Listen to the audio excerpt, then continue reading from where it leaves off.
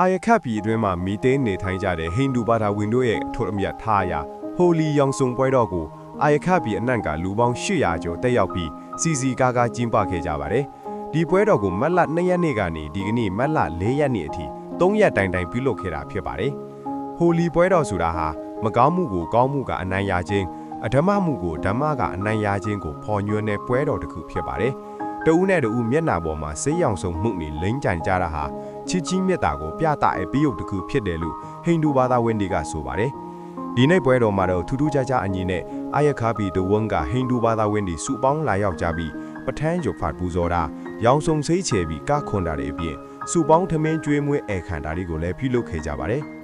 အဆိုပါပွဲတော်ကိုရခိုင်မျိုးသားအဖွဲ့ချုပ် ULA နဲ့အာယခတ်တပ်တော် AA ကတာဝန်ရှိသူတွေကိုယ်တိုင်တက်ရောက်ဂုဏ်ပြုခဲ့ကြတာဟာဒေတာတွင်းကမတူကွဲကြတဲ့ဘာသာဝင်တွေအကြားချစ်ကြည်ရင်းနှီးမှုကိုပုံမခိုင်မာစေခဲ့ပါတယ်။